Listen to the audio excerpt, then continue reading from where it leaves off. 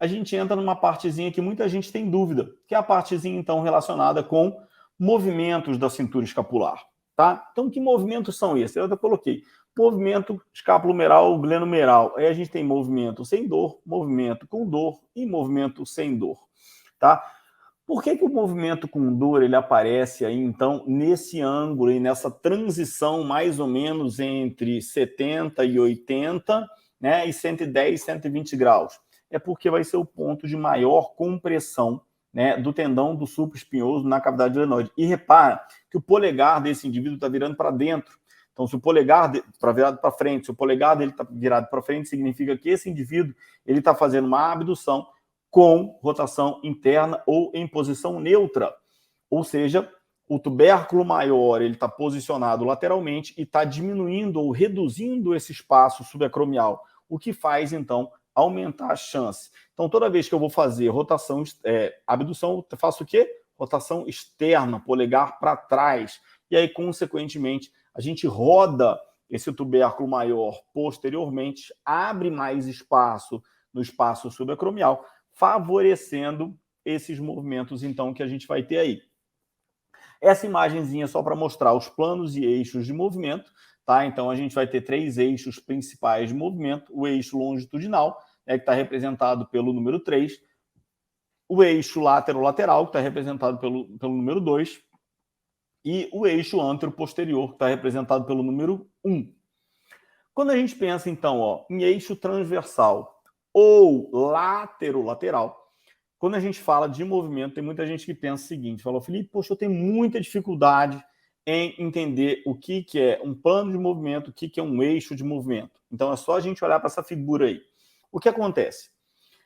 Plano de movimento é sempre o plano de secção onde acontece aquele movimento ou paralelo àquele movimento. Então, exemplo, se eu estou fazendo um movimento de flexão e extensão, o que eu posso afirmar? Que partindo do princípio que a gente está falando de posição anatômica, movimento de flexão e extensão sempre acontece no plano sagital, sempre, obrigatoriamente acontece no plano sagital, através do eixo lateral ou, por alguns autores, chamado de eixo transversal. Eu prefiro lateral, que é como está na maioria dos livros, tá? Aqui a gente colocou transversal, porque em alguns autores colocam como transversal também. Então, todo movimento de flexão e extensão, todo, sem exceção, sempre acontece no plano sagital, através do eixo lateral. Então, é só pensar. Se eu tenho a roda de um carro, a roda do carro, então, ela está rodando nesse sentido, porque eu tenho sempre um eixo, e esse eixo, então, ele vai ser perpendicular. O que significa ser perpendicular? Formar um ângulo de 90 graus.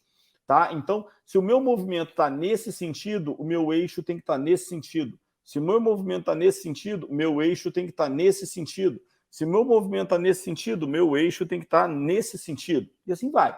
Então, os movimentos de flexão e extensão são movimentos que acontecem no plano sagital, através do eixo lateral. Flexão de ombro, flexão de cotovelo, flexão de punho, tá? Aí na flexão de tronco, extensão de tronco, mesma coisa. Flexão de quadril, flexão de joelho. Se é flexão e extensão, sempre plano sagital, eixo lateral. Depois, a gente tem um outro eixo, eixo longitudinal. O eixo longitudinal, então, ele está vindo de cima para baixo. Se ele está vindo de cima para baixo, que movimentos podem acontecer? Só os movimentos de rotação.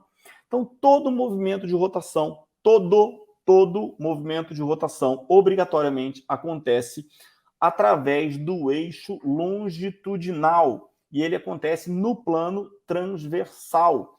Felipe, mas o cara está sentado fazendo cadeira. Não, peraí. Se o cara está sentado, significa que você tirou ele em posição anatômica. Coloca ele em posição anatômica e vamos perceber. Qual é o sentido do movimento? Então, o movimento está acontecendo no plano transversal através do eixo longitudinal. Toda a rotação. Felipe, mas por que tem rotação lateral e rotação medial? Rotação para a direita, rotação para a esquerda. Rotação lateral é a mesma coisa que rotação externa. Rotação medial é a mesma coisa que rotação interna. Significa, rotação lateral significa rodar para o lado ou rodar externamente, para fora. Rotação medial significa rodar para o meio, centro. Por quê? Porque o meu plano sagital mediano fica no centro. Então, significa rodar em direção ao meu plano sagital mediano ou rodar internamente, ou seja, rodar para dentro. Felipe, mas e quando as pessoas falam rotação para a direita e rotação para a esquerda? Então, é o que eu sempre digo é o seguinte, se eu estou no centro, quem está no centro roda para a direita ou para a esquerda. Então, exemplo, minha cervical, né? Se eu vou fazer uma rotação de cervical e girar minha cabeça vai rodar para a direita ou para a esquerda. Agora, se eu estou fazendo uma rotação de quem está fora, exemplo, o ombro, meu ombro vai rodar para o centro ou para fora. Então, no meu ombro, eu vou ter rotação interna ou rotação medial e rotação externa ou rotação lateral. Diferente do tronco, que eu vou ter rotação para a direita e para a esquerda. Na cabeça, rotação para a direita e para a esquerda. Por quê? Porque se eles estão no centro, eles giram para um lado e para o outro, tá? Aí, a gente tem que ter alguns cuidadozinhos. Essas figuras e esses graus de movimento, tá? Referência, Capandi, tá? Fisiologia articular do Capandi. Apesar de ser uma literatura antiga, ainda é a grande referência quando a gente pensa em fisiologia articular, tá? Mas é claro, toda vez que a gente coloca isso, a gente coloca como parâmetro de normalidade. O que significa parâmetro de normalidade? Que a maioria das pessoas apresenta, ou seja, que a gente considera normal, por quê? Porque é o que a maioria da população apresenta. Felipe, mas e se a amplitude é maior, se a amplitude é menor? Você vai ter que avaliar, sempre avaliar o indivíduo de forma individual. Por quê? Porque cada um vai ter suas características. Então, é claro que a gente tem, mas a gente não pode ficar preso a isso. Por exemplo, movimento de extensão, tá? Ele é de escassa amplitude, tá? E de 45 a 50 graus. Enquanto o movimento de flexão é de grande amplitude, de 180 graus.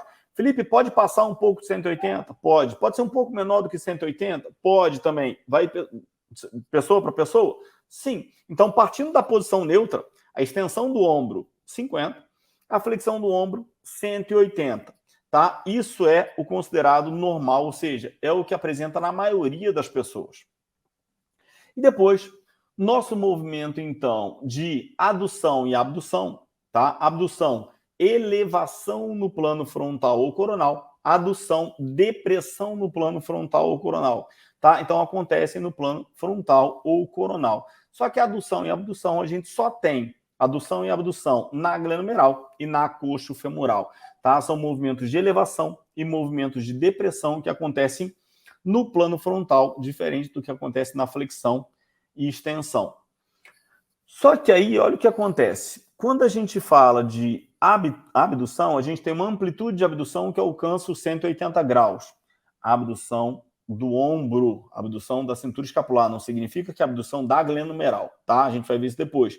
O complexo todo permite ao húmero fazer um movimento, então, de 180. Beleza. Agora, quantos graus tem o movimento da glenomeral? A gente vai ver isso depois. E a adução? A adução entre 30 e 45 graus, segundo fisiologia articular do Capandi, tá? Só que aí tem alguma coisa. Se a gente está partindo do princípio que a gente está em posição neutra, essa adução, ela nunca vai ser uma adução pura. Por que não? Porque eu tenho tronco. Então, a partir da posição anatômica, a adução no plano frontal é mecanicamente impossível devido à presença do tronco. Então, não tem como eu fazer adução se meu tronco está fechando. Então, a partir da posição anatômica, só é possível fazer, então, a abdução ou a adução associada a uma extensão. Aí, essa adução ela vai ser muito pequena, de 5 a 10 graus, tá? Ou associada a uma flexão. Então, eu faço uma leve flexão e aí eu faço uma adução, né, no sentido, então, anterior, 30 a 45 graus, que é isso que a gente está mostrando aqui. Do nosso lado, então, para quem está olhando para a tela aqui, é o indivíduo que está de costas aqui, né? Então, do lado esquerdo nosso, a gente está olhando, então, uma adução associada à extensão, muito pequenininha, amplitude articular pequena, e a gente vai olhar, então, uma adução do lado direito, então, com o indivíduo que a gente está vendo, então, em posição anatômica, né? Ou seja, de frente para a gente está vendo, então, uma amplitude de 30 graus, tá? Ou seja, uma amplitude maior. Do ponto de vista das ações musculares e do jogo articular, a abdução, a partir da posição anatômica, ela vai partir, então, por 3 fases. Isso é extremamente importante, clinicamente muito relevante, quando a gente pensa, então, quando a gente está estudando cintura escapular. Então, a gente vai dividir essas fases entre 0,60, 60 e 120, 120 a 180. Vamos ver se essa imagem está aparecendo aqui. Essa imagem é uma imagem clássica. Eu não me lembro se eu tirei ela do Fisiologia Articular do Capandi ou se é do Cinesiologia Clínica do Brunstrom, tá? Que são 2 livros bem legais aí para a gente estar estudando biomecânica. Tá? Mas o que a gente percebe? Que a gente tem lá um arco primeiro até 60, de 60 até 120 e de 120 a 180. O que significa isso? Voltando aqui. De 0 a 60 graus, a abdução ela é unicamente, exclusivamente realizada pela articulação glenomeral. Ou seja, de 0 a 60 graus, a escápula está parada, a clavícula está parada, e quem está mexendo? Quem está mexendo é o húmero. Então, eu tenho um movimento da cabeça do húmero na cavidade glenoide. Se eu tenho um movimento de abdução, a osteocinemática, o meu húmero está subindo, a cabeça do húmero está rolando para baixo e deslizando para baixo. Beleza, para permitir, então, essa subida. Ponto. Quando eu chego em 60 graus, acabou o meu movimento de glenomeral. E aí eu vou ter que precisar a participação, então, da escápula torácica. Então, quando eu chego nos 60 graus, então, o que acontece? A minha escápula começa a fazer uma rotação lateral. Essa rotação lateral, então, projetando a cavidade glenoide superiormente. Então, o meu húmero estava subindo, agora a minha cavidade glenoide de 60 a 120, ela vai projetando, a minha escápula vai projetando a cavidade glenoide superiormente para permitir, então, essa subida do húmero. E de 120 a 180, que vai utilizar, além da articulação glenomeral escápula torácica, também inclinação oposta do tronco, tá? E alguns movimentos também da minha articulação acrômio-clavicular. Então, de 120 a 180, eu dependo de todo mundo. Então, é lá no finalzinho do arco do movimento que, se alguém não tiver trabalhando certinho, quem vai compensar? Sempre quem vai compensar vai ser a minha escápulo-humeral ou glenomeral. Por quê? Por ser a principal articulação e por ser a mais móvel. Então, ela vai gerar essa compensação para permitir lá, tá? E aí a gente percebe lá, ó, de 170 a 180, arco acrômio-clavicular doloroso, tá? Então, normalmente, tá uma falhazinha na articulação acrômio-clavicular. Então, abdução pura, descrita unicamente no plano frontal, um movimento pouco comum nas atividades de vida diária, tá? Então, ninguém faz abdução pura, tá? Durante as atividades de vida diária. Tá? A gente até brincar, quando é que a gente faz abdução pura? Quando vai chamar um táxi, quando alguma coisa, quando você vai chamar um ônibus, mas funcionalmente a gente não trabalha. Normalmente, o movimento de abdução ele sempre vai estar associado com flexão, extensão e com rotações, tá? E esses movimentos, então, vão ser os nossos movimentos do dia a dia. Quem trabalha, então, que é da área da fisioterapia aí, sabe que tem uma técnica que é chamada de facilitação neuromuscular proprioceptiva, PNF, ou tá? Por muitos chamados, então, de método Kabat. Tá? O Kabat ele sempre trabalha com movimentos tridimensionais. Por quê? Porque os nossos músculos eles trabalham o tempo todo, a gente trabalha sempre, né, nas 3 dimensões. Eu não trabalho nunca, durante o movimento fisiológico, durante a biomecânica, nunca só o quadríceps, nunca só. A todo momento a gente está trabalhando, por exemplo, no chute, eu não chuto retinho, então eu tenho que chutar, eu tenho que fazer um movimento de flexão de coxa femoral com adução de coxa femoral. Então sempre tem movimento de flexão, adução, rotação interna. Extensão, abdução, rotação externa. Ou seja, sempre são movimentos associados e nunca são movimentos isolados. E nas minhas rotações, então, tá, a gente vai ter amplitude de rotação externa de 80 a 90, de rotação interna de 90 a 100. Tá? De amplitude articular aí, tá? De rotação interna de ombro. Muito importante. Quando a gente está testando, então, essas rotações, então, a gente sempre vai testar, então, com o cotovelo flexionado. Então, lá com o cotovelo flexionado, a gente faz... coloca ele, então, com flexão de 90 graus para fazer, então, rotação interna, rotação externa.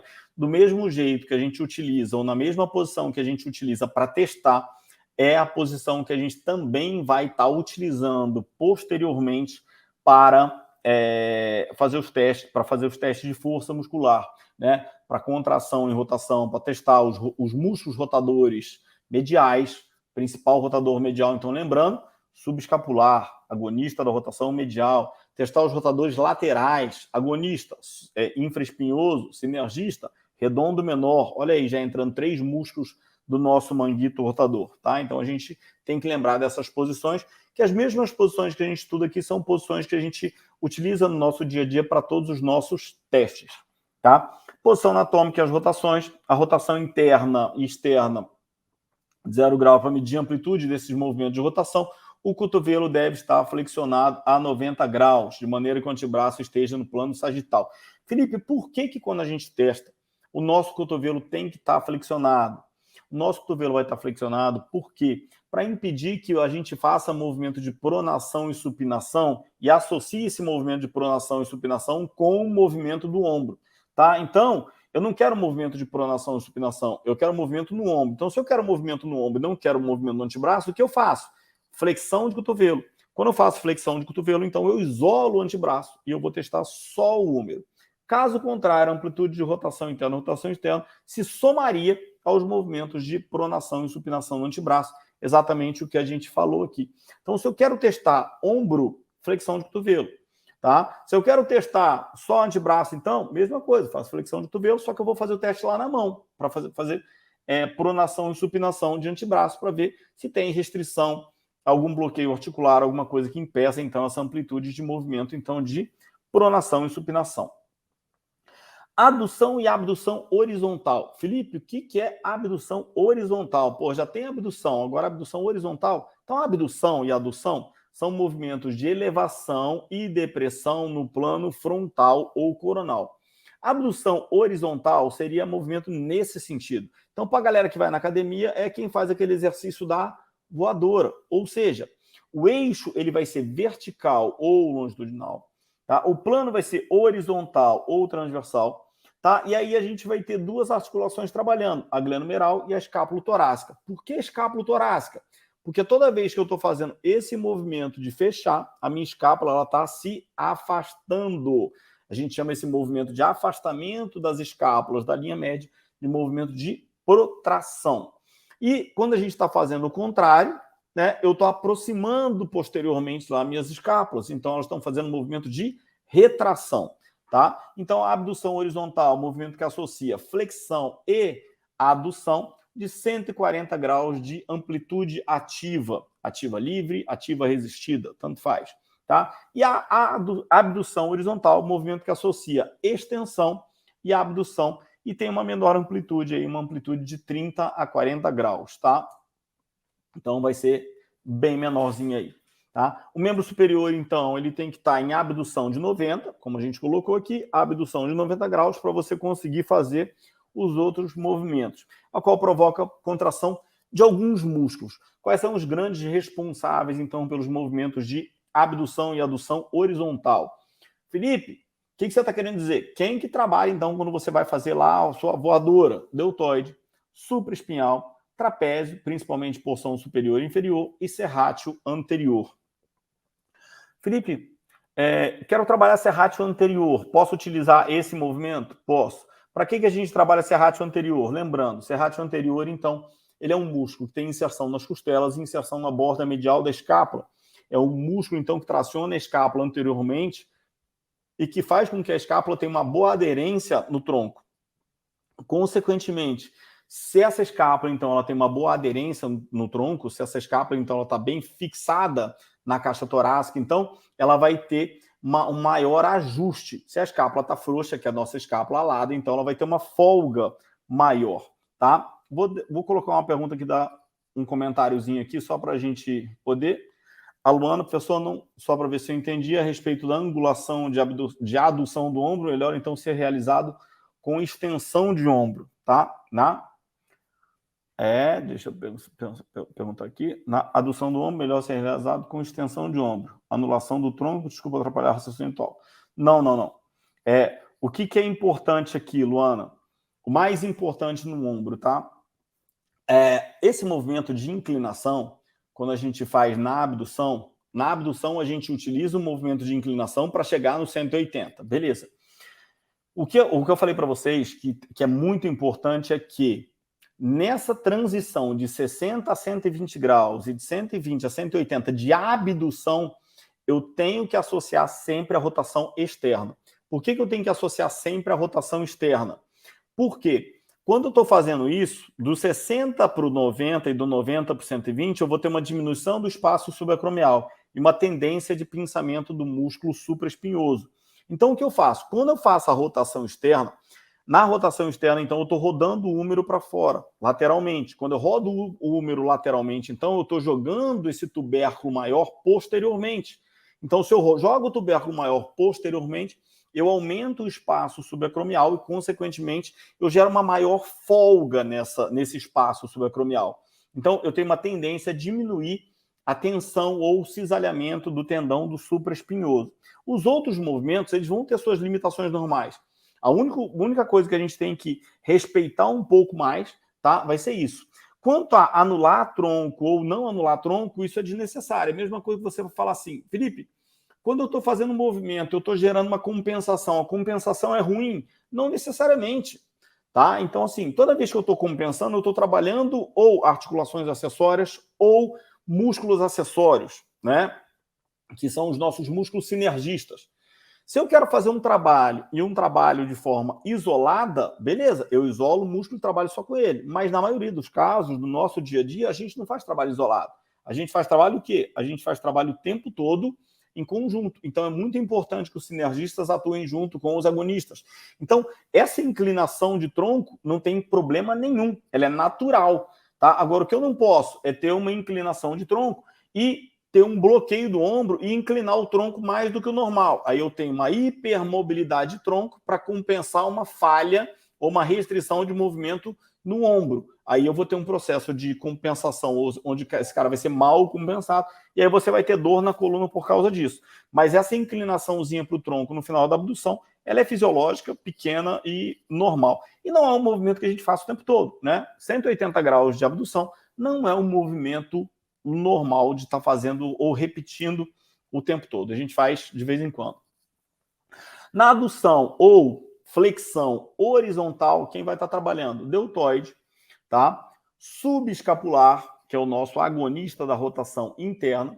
Os peitorais maior e menor, tá? Então, lembrando que o peitoral maior, ele vai lá para a crista do tubérculo maior. O peitoral menor, então, ele está indo lá para o processo coracoide. Nosso peitoral menor, ele vai ser estabilizador da escápula, então ele vai trabalhar então com estabilização da escápula, e o peitoral maior, então ele vai ser dinâmico. E o serrátil anterior, que está passando ele por trás, então, e abraçando a escápula, tá? Dando estabilidade, então, para a escápula. Aqui os nossos músculos que vão trabalhar nesse movimento, trapézio, deltoide e peitoral maior, que está aparecendo aqui do nosso lado direito, aqui, do nosso lado esquerdo, perdão, para quem está olhando para o vídeo aqui, e a gente não vê o peitoral menor porque ele está mais profundo, então, do que o peitoral maior, tá? Então, para ver o peitoral menor, tem que rebater o maior, tá? Depois, aqui a gente vê, então, o nosso músculo subescapular. É claro, se eu estou vendo o músculo subescapular, porque eu tirei o tronco, porque ele está na frente. Depois, em cima, a gente vai ter aqui do outro lado, então aqui, do nosso lado esquerdo, isso, tá? Para quem está olhando de frente aí, tá? Do nosso lado esquerdo aí a gente vai ter a nossa cintura escapular direita em vista anterior. Em vista anterior, quem a gente está vendo? Principalmente, então, o nosso músculo subescapular, que sai da fossa subescapular e vai lá para o nosso tubérculo menor. A gente vê também, na parte mais inferior, o nosso redondo menor, que também é um músculo do nosso manguito rotador, né? Mas ele é localizado, ele sai, né, da parte posterior e vai para a parte posterior lá, junto com o infraespinhoso. E aí, partindo, então, para o outro lado, a gente vai estar vendo, desse lado ali, ó, na fossa infraespinhal, a gente vai estar vendo a saída do músculo infraespinhoso indo lá para o tubérculo maior, a saída do músculo redondo menor indo lá para a crista do tubérculo maior, tudo lateralmente. São músculos que vão abraçar a cabeça do ombro lateralmente e são músculos rotadores laterais ou rotadores externos. E, bem importante, o nosso músculo supraespinhal passando, então, ali no espaço subacromial, tá? Então, na abdução e extensão horizontal, a gente vai ter deltoide, supraespinhal, infraespinhal, os redondos, maior e menor, os romboides, só que lembrando, romboide não tem relação com movimento no ombro. Romboides são músculos estabilizadores da escápula, são músculos dorsais. Então, quando a gente divide lá em estabilizador da escápula, tá? Aí vai entrar romboide. Estabilizador de glenomeral, manguito, supra, infra, subescapular e redondo menor. E dinâmicos, aí vão entrar os outros. Exemplo, grande dorsal é um músculo dinâmico do ombro. Por quê? Porque apesar dele sair lá de trás, ele vem dando a volta, passa por baixo da axila e se insere, então, no nosso tubérculo menor, fazendo, então, extensão, adução e rotação interna do nosso húmero, tá?